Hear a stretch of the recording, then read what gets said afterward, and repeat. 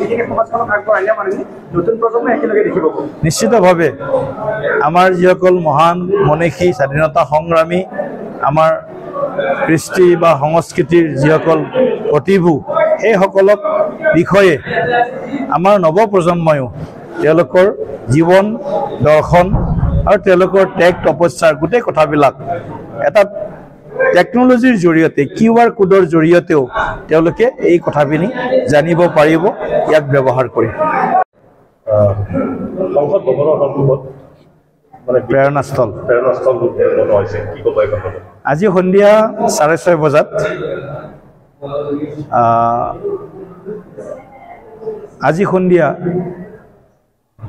সংসদ ভৱনত যি পৰিসৰ আছে সংসদ পৰিসৰ, সেই পৰিসৰত আমাৰ মহান স্বতন্ত্ৰতা সেনানী আমাৰ স্বৰ্ণিম ইতিহাসক যিসকলে প্ৰতিনিধিত্ব কৰিছিল নেতৃত্ব কৰিছিল তেনেকুৱা প্ৰাতস্মৰণীয় ব্যক্তিসকলৰ প্ৰতিমূৰ্তি একেলগে একে স্থানত প্ৰেৰণাস্থল নামেৰে নামাকৰণ কৰি তাত 9 ৰূপত তাত সেই প্ৰতিমূৰ্তি সংস্থাপিত কৰা হ'ল আৰু আজি আনুষ্ঠানিকভাৱে তাৰ উদ্বোধন হ'ব। আমাৰ এয়া সকলোৰে কাৰণে গৌৰৱৰ বিষয়, কাৰণ সংসদ পৰিসৰত আপোনালোকে যদি সোমায় বিভিন্ন মূৰ্তি আপোনালোকে দেখিবলৈ পায়, এটা মূৰ্তি অ'ত এটা মূৰ্তি ত'ত। আটাইকেইটা মূৰ্তি চাবৰ কাৰণে গোটেই সংসদ পৰিসৰটো ঘূৰিব লাগে, কেম্পাছটো ঘূৰিব লগা হয়।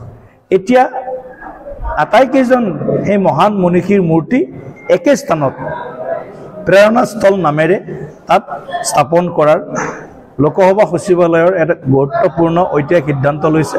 গতিকে মই ভাবোঁ লোকসভা সচিবালয় ইয়াৰ বাবে ধন্যবাদৰ পাত্ৰ, আৰু ময়ো অসমৰ সকলো নাগৰিকক প্ৰেৰণাস্থল ভ্ৰমণ কৰিবৰ কাৰণে নিৰ্দিষ্ট নিয়ম নীতিৰ মাজেৰে তেওঁলোক যাব লাগিব, তাৰ বাবে মই অনুৰোধ জনাইছোঁ।